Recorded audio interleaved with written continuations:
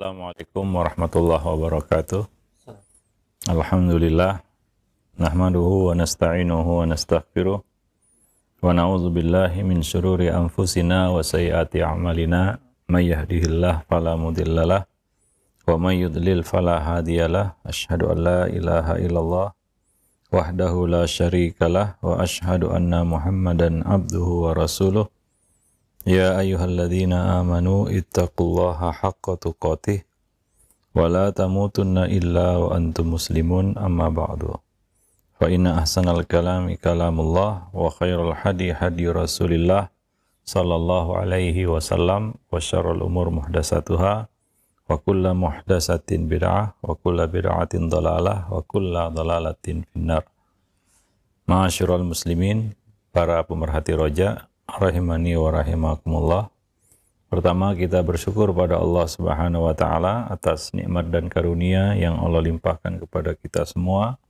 Salawat beriring salam atas Nabi kita Muhammad sallallahu alaihi wasallam, atas keluarga beliau, sahabat-sahabat beliau, dan umat beliau sampai hari kemudian. Para pemerhati roja, ma'asyiral muslimin rahimani wa rahimakumullah, pagi ini kita akan kembali melanjutkan pembahasan buku Mencetak Generasi Rabbani.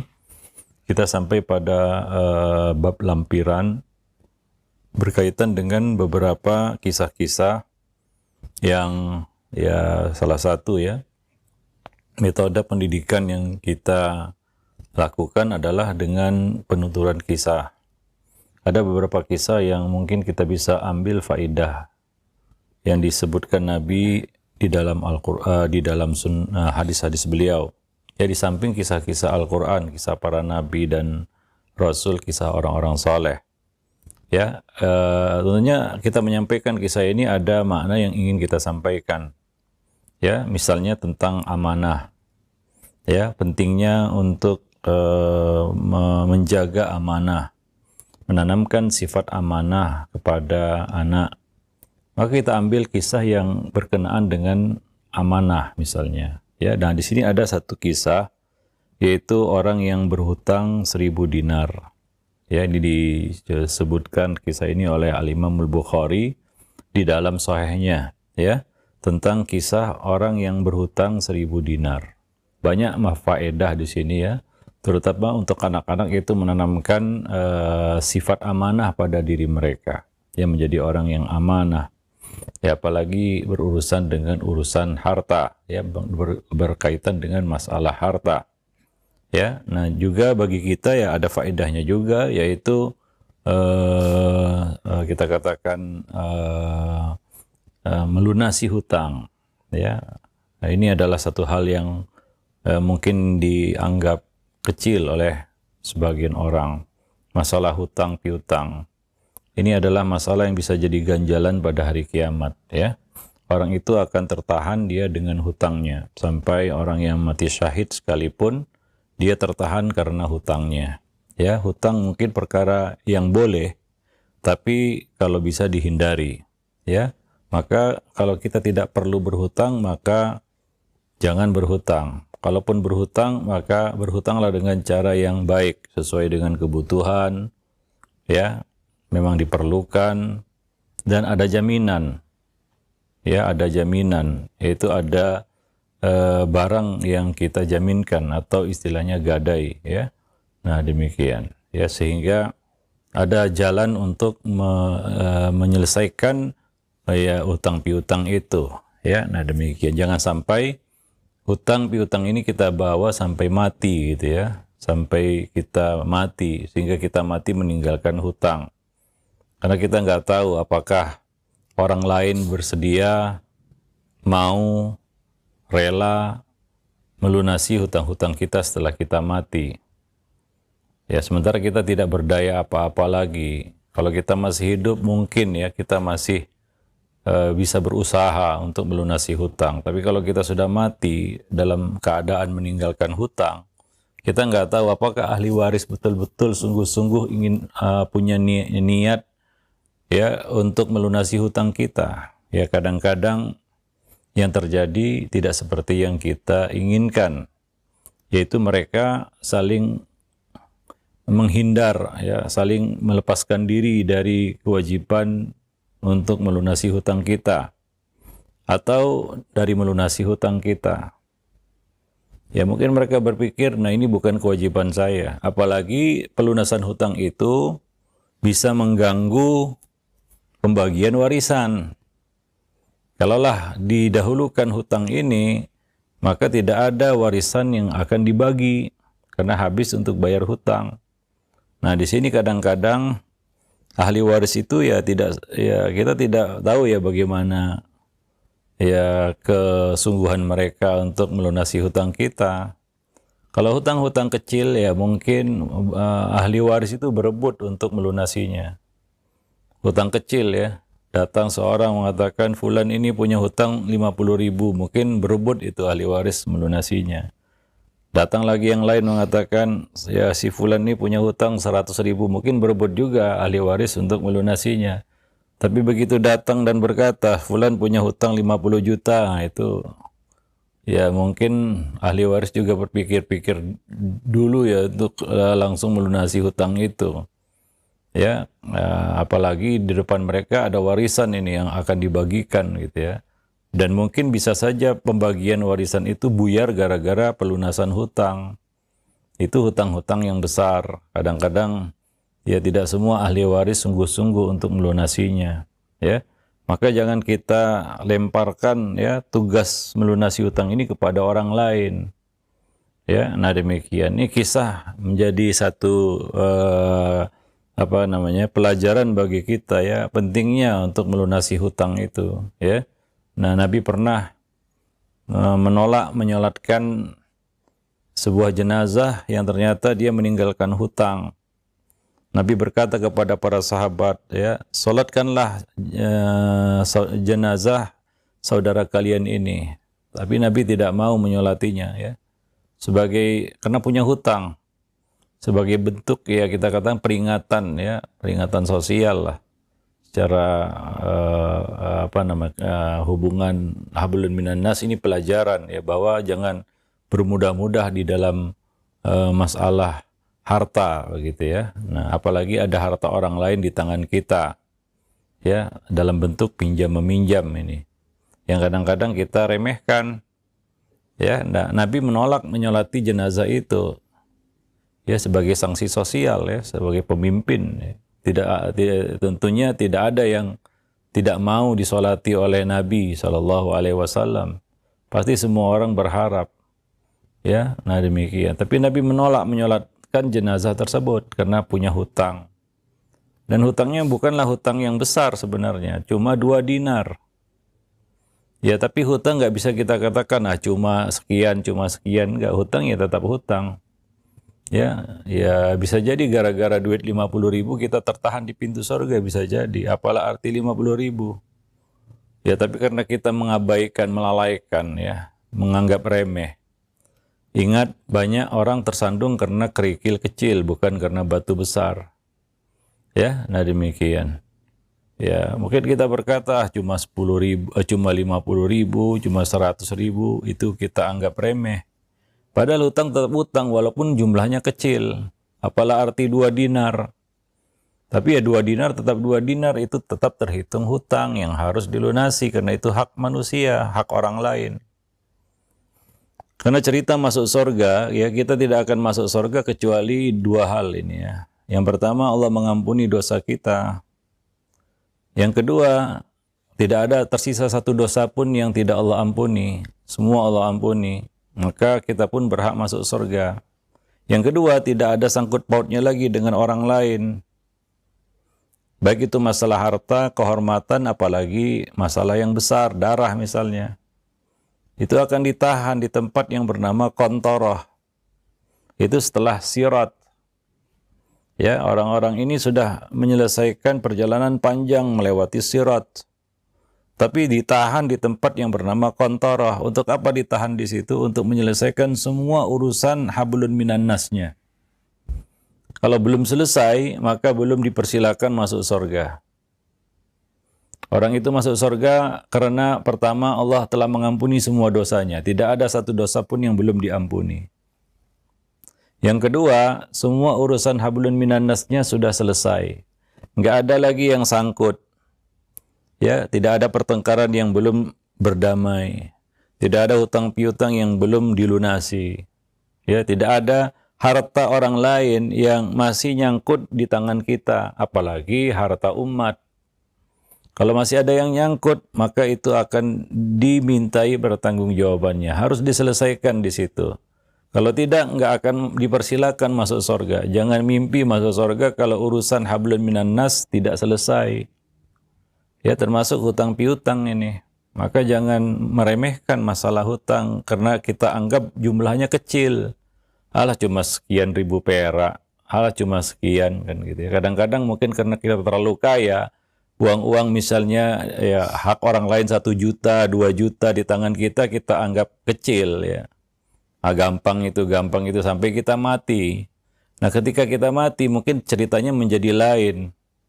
Ya. Nah, ya boleh jadi hutang itu tidak akan terselesaikan sampai hari kiamat.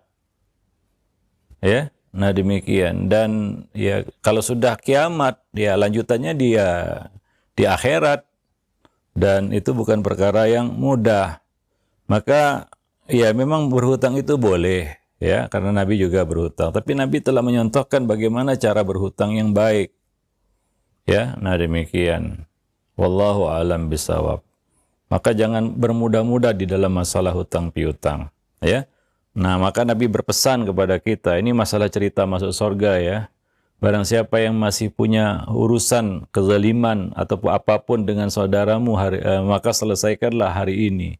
Kata Nabi. Falyatahallal minhul yaum. Minta halal dia dari yang bersangkutan hari ini. Hari ini maksudnya di dunia. Jangan tunda-tunda di akhirat. Karena urusan akhirat itu nggak mudah.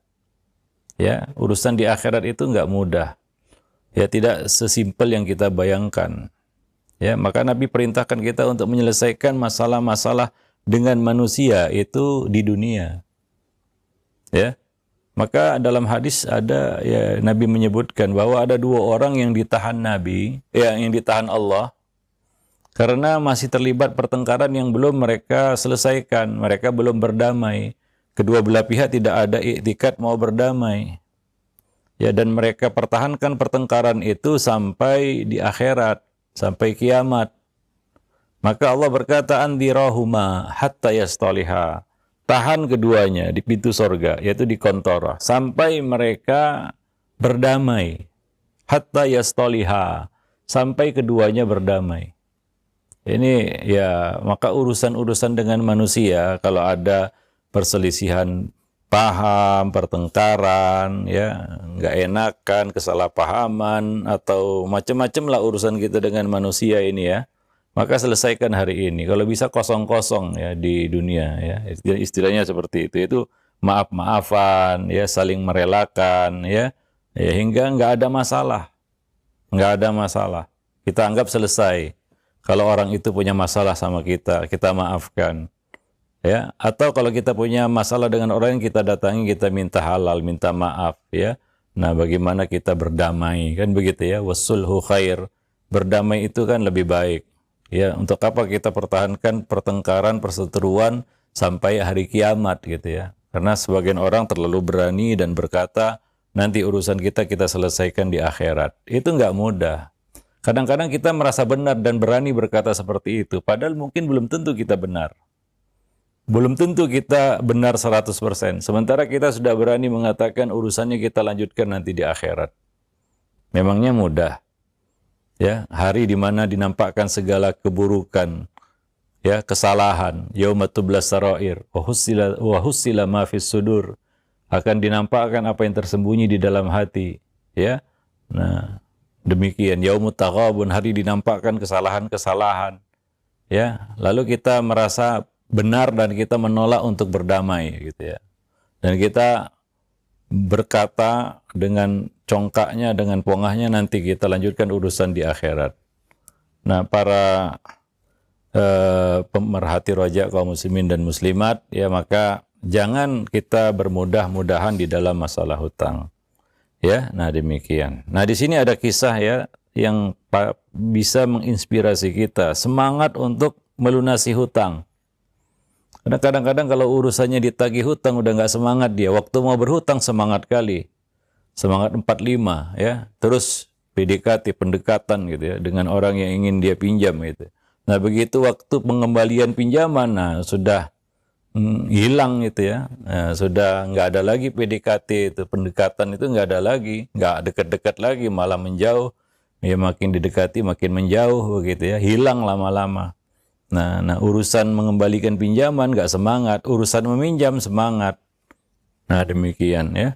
Semangat 45 lagi. Pokoknya apapun ya jalan usaha ditempuh untuk dapat pinjaman. Nah, demikian. Taib, ini kisah yang diceritakan Nabi ya. Ada seorang dari kalangan Bani Israel meminjam uang 1000 dinar kepada temannya. Kemudian temannya berkata, datangkanlah beberapa orang untuk menjadi saksi. Namun dia membalas, cukuplah Allah menjadi saksi atas kita. Lalu temannya ini memberi syarat, kalau begitu serahkan sesuatu kepadaku sebagai jaminan. Lalu ia mengatakan lagi, cukuplah Allah sebagai penjamin atas uang yang kupinjam darimu ini.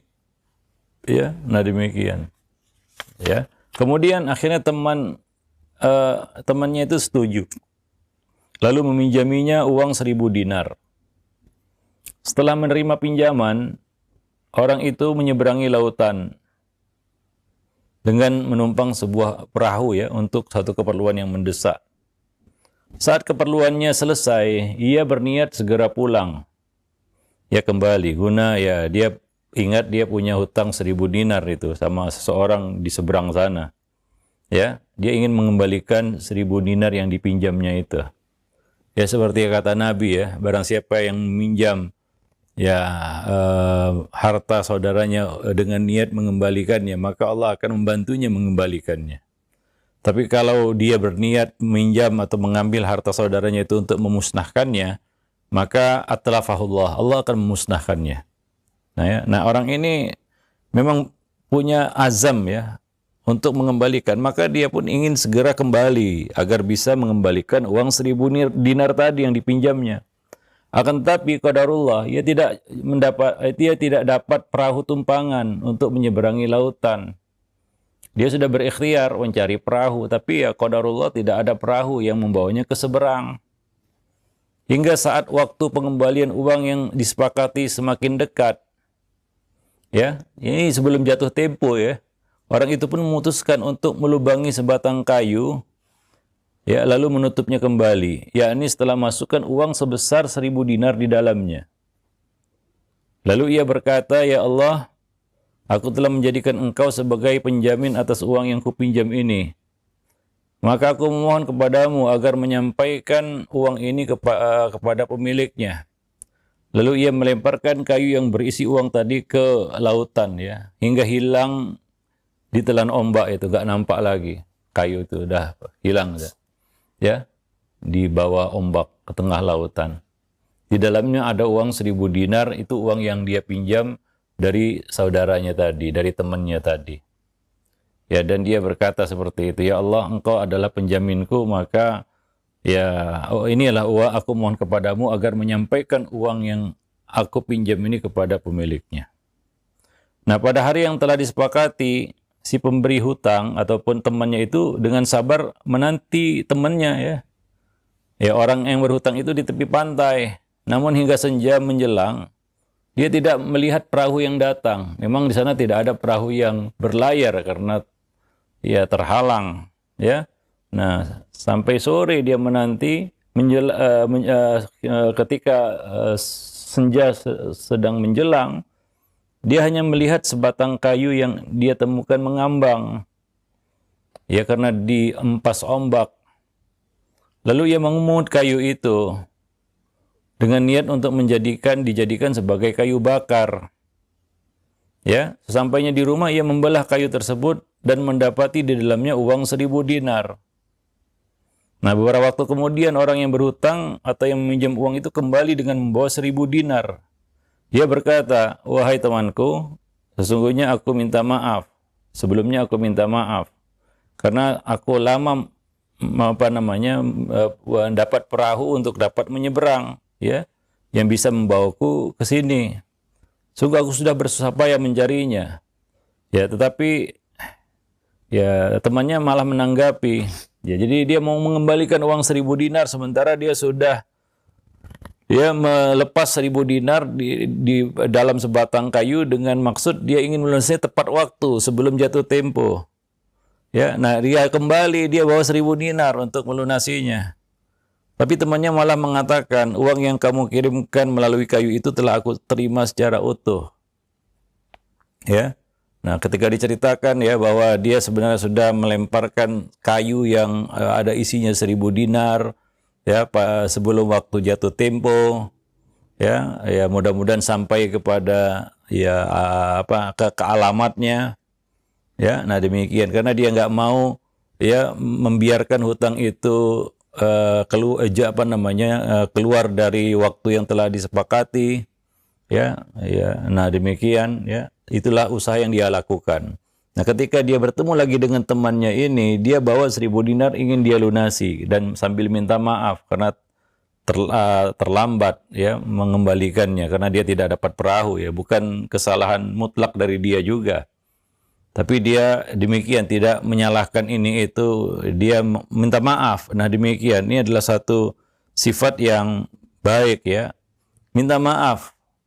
Walaupun kesalahan tidak mutlak ada pada kita, tapi yang jelas kita salah kan di sini ya. Ya terlambat seorang ini salah, ya dia menganggap dirinya salah karena terlambat mengembalikan hutang tadi yang sudah jatuh tempo lebih dari waktu yang telah disepakati.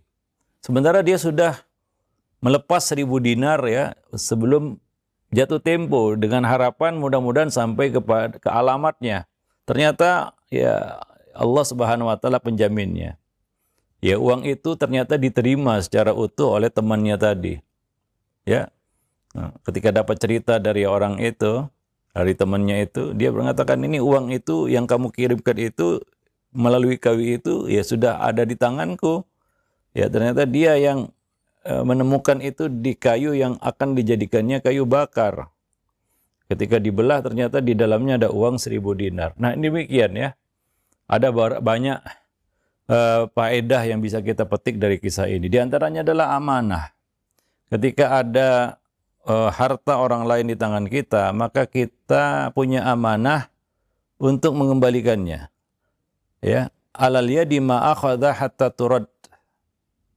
Ya, kewajiban tangan atas apa yang diambilnya, yaitu apa? Kewajiban kita atas apapun harta yang kita ambil, yang kita pinjam, hatta turadda, hingga dikembalikan. Ya, baru selesai tanggung jawab kita sampai dikembalikan. Kalau belum dikembalikan maka amanah belum ya tuntas, ya belum diserahkan kepada pemiliknya. Maka Allah mengatakan innallaha ya'murukum an tu'addul amanati ila ahliha. Sesungguhnya Allah Subhanahu wa taala memerintahkan kamu agar menyerahkan amanah kepada pemiliknya, harta kepada pemiliknya. Jangan sampai ada harta orang lain di tangan kita. Ya, harta orang lain di tangan kita. Kalau orang lain itu kita kenal itu mungkin mudah. Tapi kalau orang lain itu maksudnya adalah umat, nah ini yang berat ini. Sama siapa kita kembalikan ini? Ya, nah demikian. Taib. Jadi kadang-kadang banyak pertanyaan ya. Ustadz, saya minjem uang dari seseorang, ternyata orang itu entah kemana, nggak tahu keberadaannya, nggak tahu kemana perginya, sekarang dia menghilang. Sementara uang itu ada di tangan saya ingin mengembalikannya, gimana Ustadz? Itu banyak pertanyaan seperti itu ya. Yang pertama ya jangan merasa nggak bersalah dulu.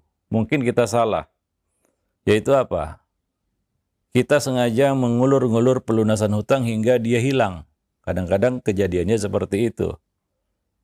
Maka ini tidak lepas dari kesalahan kita. Kita harus menebus kesalahan kita. Ya. Lain ceritanya kalau sebelum waktu jatuh tempo dia menghilang begitu ya. Ya, itu mungkin lain cerita. Tapi setelah jatuh tempo nggak kunjung dilunasi, diundur-undur, diulur-ulur ya, ditunda-tunda. Hingga akhirnya dia pergi. Hingga akhirnya dia hilang. Mungkin dia juga sudah putus asa ya. Dia sudah bosan juga nagih hutang itu, akhirnya dia pergi hilang dari kemana. Nah ini kan tidak lepas dari kesalahan kita. Karena Nabi mengatakan matalul ghani zulmun, itu termasuk kezaliman. Ya. Penunda-nundaan mengulur-ngulur hutang dari orang yang mampu itu adalah kezaliman. Ingat, kezaliman masuk kategori zalim begitu ya. Kalau itu sudah ya kita katakan di luar dari batas waktu yang disepakati. Artinya sudah jatuh tempo, gak kunjung dilunasi, ya setelah itu terhitung kezaliman. Kalau belum jatuh tempo ya tidak ya, karena ya, hutang piutang itu tergantung kesepakatan. Ya, nah mungkin ada hutang piutang yang ya fulan lunasilah sampai semampu kamu, itu mungkin lapang waktunya ya, itu kebaikan hati dari orang yang meminjamkan uang itu atau harta itu kepada kita. Tapi kadang-kadang hutang itu kan ada batas waktunya ditentukan ya. Nggak semua hutang piutang seperti itu akadnya, kaulnya. Silakanlah kamu lunasi kapan saja. Kalau itu memang lapang ya. Kalaupun kita ya berkata nanti ya nggak jadi masalah karena dia beri kelapangan. Ya itu hutang yang paling lunak lah kalau seperti itu bentuknya ya. Tapi kalau ada tempo yang disepakati, maka kita harus memperhatikan itu. Kenapa? Karena lebih dari itu, ya lebih dari itu terhitung kezaliman. Kalau kita mampu, tapi kita tidak lunasi juga, ya itu salah kita. Nah, sebagian orang kadang-kadang yang punya uang, dia tidak ngomong apa-apa, tapi dia sendiri yang memberi janji, nanti tahun depan saya lunasi. Datang tahun depan nggak lunas juga. Nah, dia kan zalim itu. Kalau dia mampu ya, maka itu terhitung kezaliman. Ya, nah dan juga ya termasuk ya kita katakan sifat khianat ya ataupun menyalahi janji. Ya kadang-kadang orang yang berhutang ini ya buruknya, hinanya adalah dia berkata dia kadang-kadang bohong. Dia berjanji banyak diingkari. Nah, itulah hinanya berhutang itu. Ya, nah sering bohong jadinya, sering mengingkari janji, sering PHP-in orang ya. Ngasih harapan-harapan palsu kepada orang, janji-janji yang enggak terpenuhi. Nah, jadi banyak keburukan-keburukan yang muncul dari situ. Ya, nah jadi kadang-kadang orang bertanya seperti itu, Ustadz, orangnya udah hilang entah kemana, gimana, seolah-olah dia mengatakan saya enggak salah. Yang salah orang itu, salah sendiri kenapa hilang gitu ya. Ya, kewajiban kita yang berhutang yang sudah dibantu untuk aktif. Ya, misalnya menanyakan nomornya, mencatat nomornya. Sekarang kan ada nomor HP istilahnya, alamatnya, ya atau emailnya atau nomor WA-nya atau akun FB-nya, Insta-nya dan lain sebagainya bisa sebenarnya. Tapi kita sengaja tutup mata kadang-kadang supaya dianggap hilang gitu ya. Nah, modusnya apa? Hutang ini selesai. Ya, nah demikian. Nah, sebagian orang mungkin betul-betul ingin melunasi, tapi orang itu sudah hilang betul, nggak ketahuan kemana perginya. Maka kewajiban kita adalah tetap melunasi hutang itu. Kalau kita tahu ahli warisnya ataupun keluarganya, kita bisa titipkan melalui keluarganya. Tapi kalau nggak ada, mungkin dia orang perantauan, dia datang dari jauh, dia juga seorang musafir kelana, kan begitu ya. Sekarang sudah pergi entah kemana, ya. Maka kita punya kewajiban juga, ya seperti yang dilakukan oleh orang ini. Ya minimal kita keluarkan sedekah atas namanya. Uang itu kita keluarkan sebagai sedekah atas nama orang tersebut. Kalau ada kemungkinan nih nggak bisa ketemu lagi ini, ya. Nah demikian. Ya maka ya kita keluarkan sedekah atas namanya.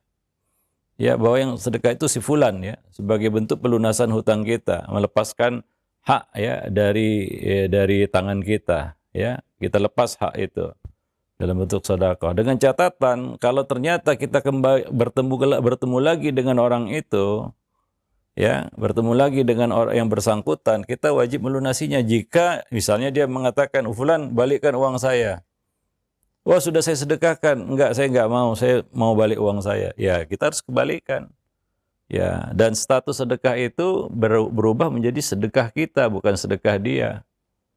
Nah demikian, wallahu alam bisawab ya. Jadi kita punya kewajiban untuk ya melunasinya ya. Maka coba perhatikan, ini adalah amanah sebenarnya. Sifat yang pertama kali terangkat ya dari kaum muslimin adalah sifat amanah, dari manusia adalah sifat amanah. Ya, dan Nabi mengingatkan kepada kita, la imana liman la amanata lahu. Tidak ada iman bagi orang yang tidak memiliki sifat amanah. Dan mengkhianati amanah ini termasuk sifat orang munafik. Maka ini yang perlu kita tanamkan kepada anak-anak kita, yaitu amanah. Terutama di dalam memegang harta yang bukan hartanya, harta orang lain. Dia pinjam barang temannya. Ingatkan dia untuk mengembalikannya. Kadang-kadang muncul keinginan si anak untuk menguasainya. Sementara itu bukan barang dia, bukan milik dia. Maka coba bimbing anak itu, arahkan anak itu, jelaskan kepadanya untuk mengembalikan barang itu kepada yang punya. Mungkin dia ambil dari temannya ya. Maka coba dilatih untuk mengerti amanah bahwa ini bukan miliknya, ini milik orang lain yang harus dikembalikan. Ya, mengembalikan pinjaman ya. Nah, demikian. Nah, ini harus ditanamkan dari kecil ya. Karena kalau tidak ditanamkan dari kecil, bahkan yang ditanamkan itu sebaliknya, suka mengambil hak orang lain, suka merampas harta orang lain. Nah ini nanti ke bawah-bawah sampai dewasa. Atau mengerdilkan, mengecilkan, menyepelekan masalah harta orang lain. Nah ini akan terbawa sampai dewasa. Akan menjadi suatu watak, kebiasaan, tabiat. Hingga orang hafal betul. Ya, nah orang-orang seperti ini biasanya ya orang jera berurusan dengannya. Nah, dan kebiasaannya gimana? Ya, lupakan korban lama, cari korban baru gitu. Ya, sementara korban-korban lama nggak akan mau dia ketimpa ataupun masuk dalam satu lubang dua kali. Ya, nah udah menjauh itu. Nah, tinggal dia cari lagi korban-korban baru hingga semakin banyak yang menjadi korbannya. Akhirnya lama-lama dia juga akan dikenal orang sebagai orang yang khianat, orang yang nggak amanah, ya. Sehingga ceritanya pun akan tersebar kemana-mana. Si fulan ini ya gak usahlah urusan harta dengan dia, karena dia nggak amanah, ya. Nah demikian. Yang rusak adalah ya nama baik orang itu, dan itu akan merembet nama buruk itu disandangnya dan disandang juga oleh anak-anaknya nanti. Ya, nah demikian. Wallahu alam bisawab, ya. Nah, jadi ini adalah kisah yang betul-betul menginspirasi bagi kita bagaimana semangat untuk mengembalikan hak orang lain yang ada di tangan kita. Melepaskan hak itu. Ya, ini sifat amanah yang patut kita miliki.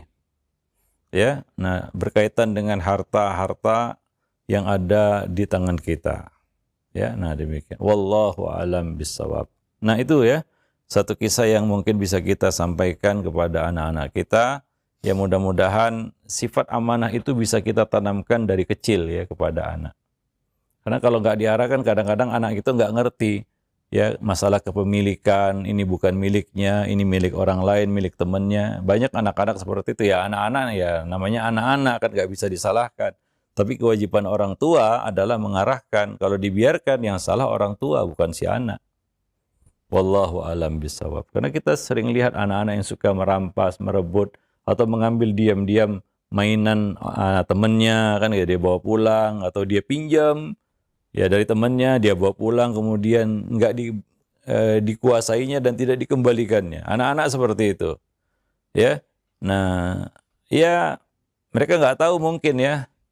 Maka perlu pengarahan, bimbingan, nasihat, ya, dan didikan dari orang tua ya untuk menjelaskan kepadanya ini bukan punyamu, ini bukan milikmu, ini milik teman, kembalikan, nanti ayah belikan untuk kamu ya, nanti ibu belikan untuk kamu miliki. Nah demikian ya, wallahu alam bisawab. Jadi amanah itu adalah perkara pertama yang hilang dari tengah-tengah manusia ya. Maka hari ini coba lihat sedikit orang yang kita dapati dia punya sifat amanah, sedikit. Ya, nah demikian. Wallahu alam bisawab. Ya kebanyakan ya lama-lama nampak nggak amanahnya kan begitu ya. Lama-lama nampak khianatnya dan begitulah ya. Wallahu a'lam bishawab. Nah, itulah kisah yang diriwayatkan oleh Imam Bukhari di dalam sahihnya yang mungkin ini bermanfaat bagi kita dan bagi anak-anak kita. Nah, demikian saja, mudah-mudahan bermanfaat. Aku qouli hadza astaghfirullah li wa lakum lisairil muslimin innahu huwal ghafurur rahim. Alhamdulillah. Baik, terima kasih banyak Pak Ustaz, jazakallahu khair atas materi yang telah disampaikan. Bagaimana telah kita simak bersama kisah orang yang berhutang 1.000 dinar dan bagaimana orang tersebut bergigih untuk membayar hutangnya, yang mudah-mudahan ini bisa kita ambil faidah dari kisah tersebut. Masya Allah. Baik, untuk selanjutnya kami ajukan beberapa pertanyaan yang sudah masuk di layanan pesan WhatsApp. Alhamdulillah, pertanyaan-pertanyaan yang berhubungan sudah kami kumpulkan. Yang pertama, Ustaz, ada pertanyaan yang berada di Kalimantan Tengah, hamba Allah. Ya Ustaz, apakah salah perbuatan saya jika saya melarang anak-anak untuk berhutang kepada orang lain? Ya, itu sebenarnya menahan diri ya, ataupun mendidik anak untuk tidak mudah berhutang, itu adalah satu hal yang perlu ya, apalagi hari ini ya. Ya, karena orang bermudah-mudahan dalam bab hutang piutang. Jarang sekarang ini kita lihat orang yang memang betul-betul menjaga dirinya dari hutang piutang ini ya. Nah, begitu mudahnya dia berhutang. Ini tidak pandang bulu si kaya ataupun si miskin ya. Nah, demikian. Kita nggak bedakan di sini. Ya, karena ya kenyataannya yang banyak berhutang juga orang kaya begitu ya. Bukan hanya orang fakir ya, tapi orang kaya juga banyak berhutang. Ya, orang miskin juga banyak berhutang. Ya, nah demikian. Jadi ya kalau kita mampu menanamkan ya hal ini kepada anak-anak kita, itu yang bagus sebenarnya ya. Sehingga dia ya, tapi juga dijelaskan berhutang itu boleh. Ya, jelaskan juga hutang-hutang yang baik, yang bagus ya, yang amanah begitu ya, seperti Nabi berhutang dengan gadai atau dengan jaminan ya, dan berhutang pada hal yang perlu ya, ini hutang yang baik namanya ya, dan berhutang dengan niat untuk mengembalikannya ya. Nah, amanah di dalam pengembalian hutang yaitu tidak melewati batas waktu yang telah ditetapkan. Nah, itu kita jelaskan juga supaya tidak ada asumsi bahwa berhutang itu diharamkan, enggak ya. Nah, demikian, wallahu alam bisawab. Nah, demikian juga ya, menanamkan sifat pada diri anak untuk tidak mudah meminjam ya harta orang lain, itu satu hal yang penting sebenarnya. Sehingga dia tidak gampangan gitu ya mengambil mainan temannya, ya mengambil harta kawannya kan begitu ya. Kadang-kadang kan anak-anak itu seperti itu ya. Karena dia nggak tahu kan begitu ya. Nah, wallahu alam bisawab. Jadi perlu ditanamkan dari kecil sebenarnya. Jangan telat ya. Nah, jangan telat. Jangan sampai itu kebiasaan, sifat itu menjadi suatu watak, tabiat dan kebiasaan ya. Ada orang yang terbiasa berhutang. Ya, kalau nggak berhutang nggak sah kayaknya hidupnya. Ada juga seperti itu ya. Nah, ini mungkin kebiasaan dari kecil yang dibiarkan istilahnya ya. Digampangkan lah, wah biar aja. Akhirnya ya menjadi satu tabiat yang nggak bisa dihilangkan ya. Wallahu a'lam bishawab. Iya, baik, terima kasih banyak atas jawaban Ustaz. Demikian, dan selanjutnya kami ajukan kembali pertanyaan. Ya Ustaz, bagaimana hukumnya jika orang yang hendak berhutang tapi di awal perbincangan, jika dia tidak dapat membayar hutangnya, mohon dibebaskan, atau jika tidak ada umur, mohon dibebaskan hutang saya. Berhakkah orang seperti ini diberikan hutang, Ustaz? Ya tergantung kepada kebaikan hati yang punya uang ya. Ya, kalau kita berniat membantu ya, dan kita mau bantu ya bantu aja. Ya, niatkan aja ini, kalau nggak kembali ya jadi sedekah kan begitu ya. Nah, kalau kita ingin membantu, kalau kita keberatan nggak ya kasih perjanjian kan begitu ya. Hutang piutang boleh, tapi kita harus buat syarat ya. Ya harus ada apa namanya, termnya, pada kondisi yang kita sepakati, ya ini pelunasannya kapan, ya cara melunasinya bagaimana, ya mungkin kita bisa kasih solusi nggak seperti itu kaulnya, tapi coba lunasi ya dengan menyicil semampu kamu kan begitu ya, tanpa batas waktu kan begitu, itu kan mungkin ringan juga kan begitu ya, sehingga ada apa namanya kesadarannya untuk mengembalikan. Nah kalau kaulnya seperti itu ya yang terjadi di lapangan adalah ya utang itu ya dianggap sedekah aja nanti ya dianggap ya sedekah begitu ya, nggak akan terlunasi mungkin ya kalau kaulnya seperti itu. Nah kalau kaulnya seperti ya kita siap-siap ya kalau kita sepakati ya, karena semua kan tergantung kesepakatan begitu ya. Kalau ya kita sepakati itu, ya sudah, kita harus siap juga dengan konsekuensi kesepakatan itu, ya. Nah, kalau misalnya utang tidak kunjung dilunasi sampai dia mati, ya seperti kaulnya ya. Ya, nanti kalau saya mati, ya tolong diikhlaskan gitu ya. Ya sudah diikhlaskan aja, karena kita yang kita sepakati. Ya, wallahu alam bisawab. Nah, ya kalau itu kesepakatannya ya, nah nggak perlu kita tagih-tagih ahli warisnya kalau dia sudah mati kan begitu. Wallahu alam bisa. Jadi terpulang atau kembali kepada kerelaan hati kita. Ya karena al muslimun ala syurutihim. Muslim itu akan memegang kesepakatan yang telah disepakati, syarat-syarat yang telah disepakati, Ya wallahu alam bisawab. Nah demikian. Iya, baik. Terima kasih banyak. Syukran jazakallahu khair atas jawaban Ustaz. Demikian dan selanjutnya kami ajukan kembali ada pertanyaan.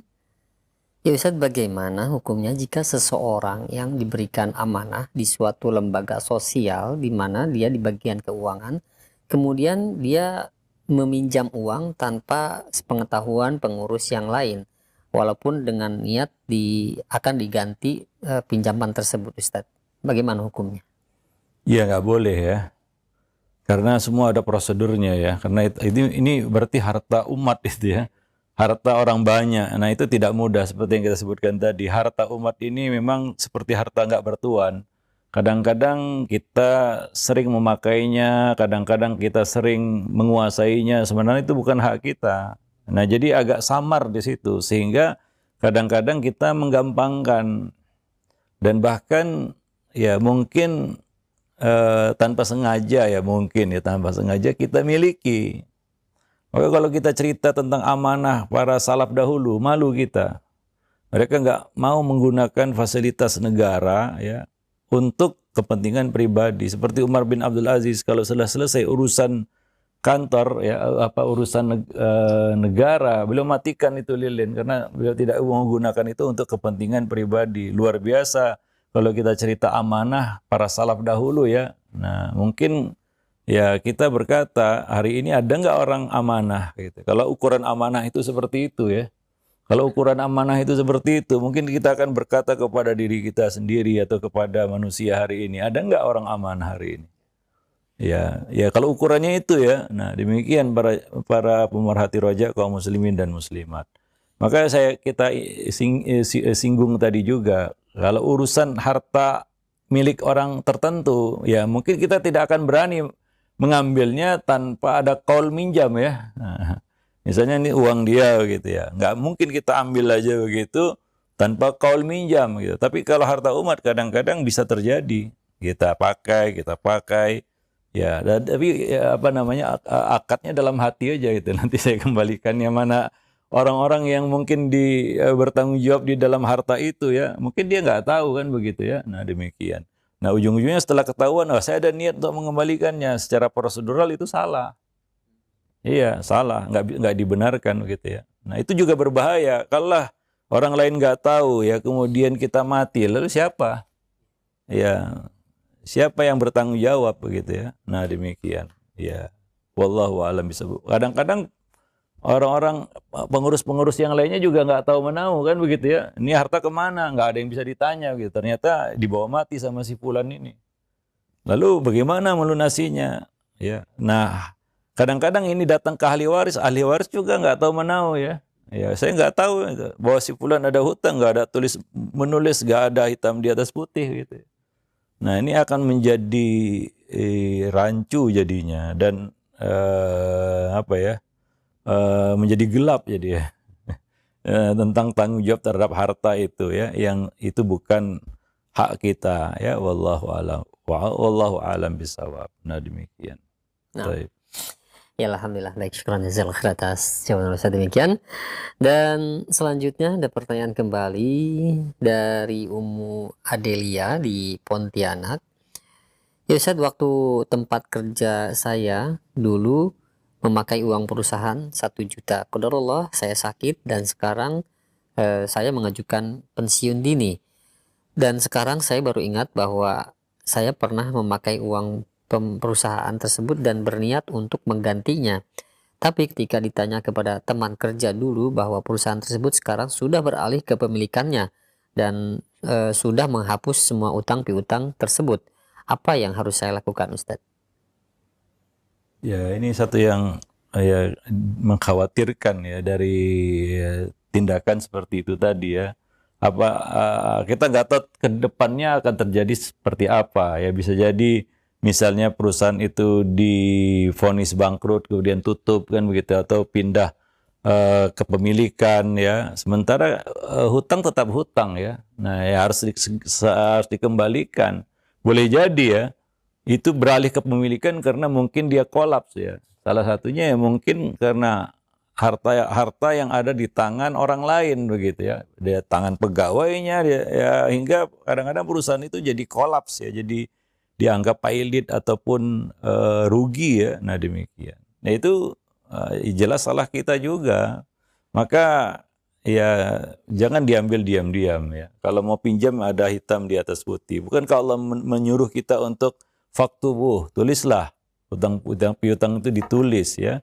Ya, nah demikian. Ya kalau berat tulis ya minimal saksi ya. Sehingga ada saksi yang apa namanya yang bisa dijadikan rujukan begitu ya atas hutang kita. Nah demikian. Wallahu alam bishawab. Ya tetap kita harus mengembalikan itu. Itu kewajiban kita. Wah susah Ustadz menelusurinya ya. Memang kita harus susah, nggak bisa tenang-tenang aja begitu ya. Memang itulah konsekuensi kita untuk melepas hak-hak orang lain yang ada di tangan kita. Ya, ya itu tugas kita itu. Nggak ada alasan, waduh susah Ustadz ini itu nggak bisa dilacak. Ya salah kita gitu ya. Itu kok kenapa kita ya seolah-olah itu bukan salah saya gitu. Ya, salah yang berhutang, itu salah yang punya uang, atau salah orang yang punya piutang ya. Di mana akal sehat kita kalau seperti itu?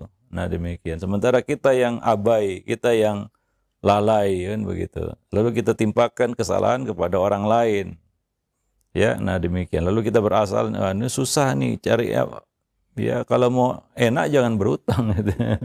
Itu yang paling enak. Apa kata Ali bin Abi Thalib, orang yang paling bahagia itu orang yang menghirup udara pagi, tidak ada urusannya dengan orang lain, masalahnya dengan orang lain sudah selesai semua dan nggak ada tersangkut hutang piutang. Nah itu yang paling bahagia orang itu, pagi-pagi bangun nggak ada takut paut dengan orang lain, nggak ada terlilit hutang piutang dengan orang lain. Ya, nah demikian. Wallahu a'lam bishawab ya. Nah, tapi mungkin sampai di sini dulu ya pertemuan kita. Ya, udah waktunya sudah lewat.